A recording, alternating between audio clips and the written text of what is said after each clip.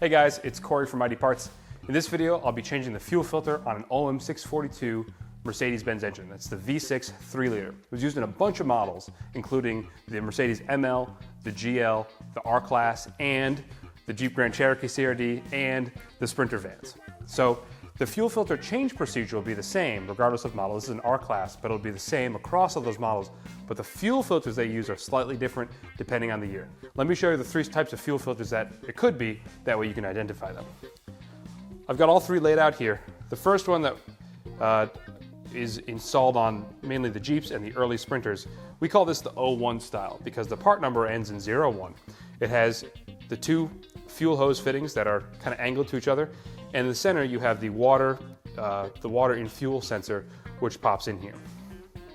You also have the 03 style, which is here, where you have the two fuel lines are parallel to each other, facing the same direction, and the middle has a much larger, and it's a combination of a fuel heater, a water and fuel sensor, and a fuel temperature sensor.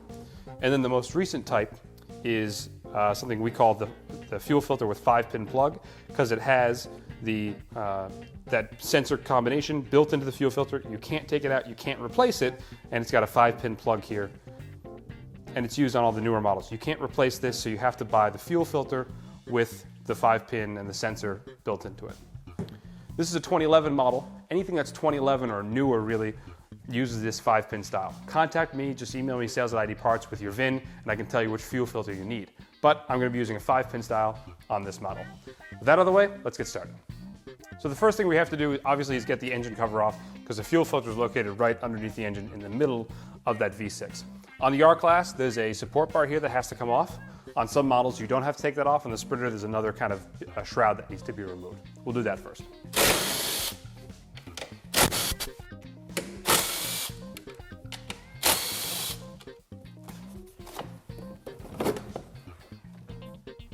Once you have the covering out of the way, this cover pops up and slides forward. Get this out of the way too for you.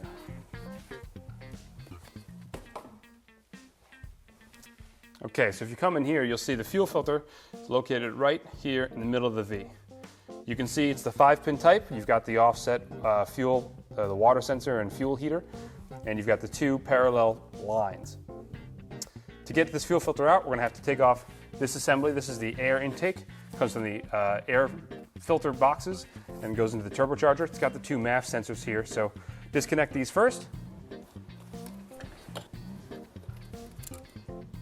After you have the two MAFs disconnected, take off the electrical plug for the CCV heater, and we need to take off the two clamps that go to the air box, as well as the one clamp that goes to the turbocharger.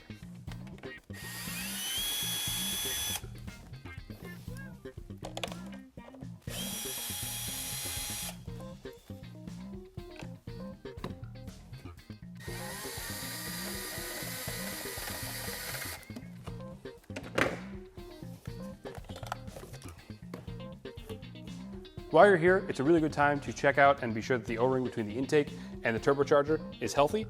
In some models it's red, some models it's black, but these will often develop cracks, and you want to really clean these up and get all this oily gunk off them. This is where the crankcase comes right in, or the crankcase vent, so these tend to be really, really nasty. So it's a good time to clean off any kind of oil that's in the turbo and below where this connects, and to try to get this O-ring nice and clean. That way it'll do a better job sealing when you put it back in.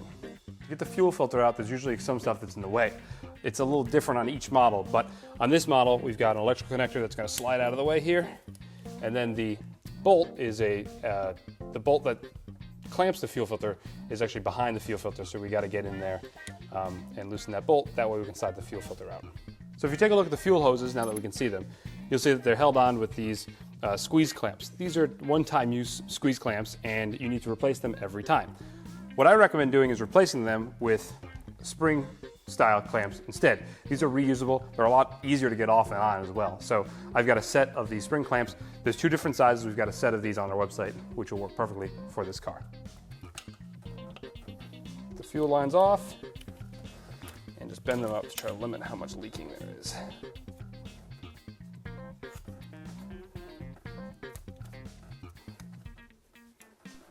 The bolt or the squeeze bolt back here is most often a 5mm L unless someone swapped it with something else. So we're going to loosen that up. With the bolt loosened up, you may have to open the clamping assembly a little bit and then gently wiggle the fuel filter up, take off any electrical connectors you can.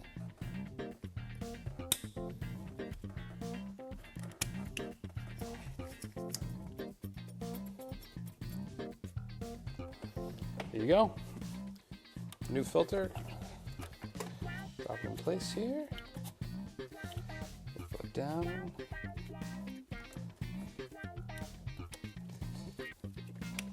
This Mercedes engine is a great engine, but one thing is that everything is so crammed in here. You're constantly trying to buy, you know, inches and centimeters here and there wherever you can. Down. So before we put the hoses back on, we need to remember that we need new clamps here. We're using these spring clamps, as I said before. There's a smaller and a larger hose and a smaller and a larger spring clamp. Be sure you get the right spring clamp on the right hose. We're using cable pliers here. They're really quite a lifesaver for any spring style clamp.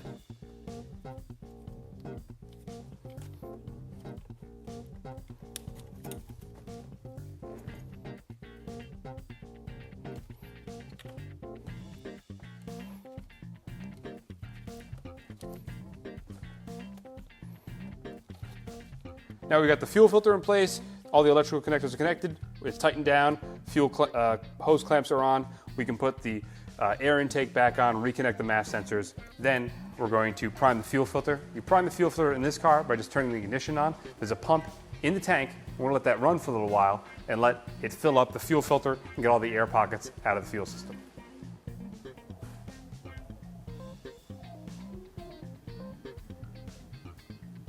If you can hear all the air bubbles that the system is purging out of the system right now. Give it one more try.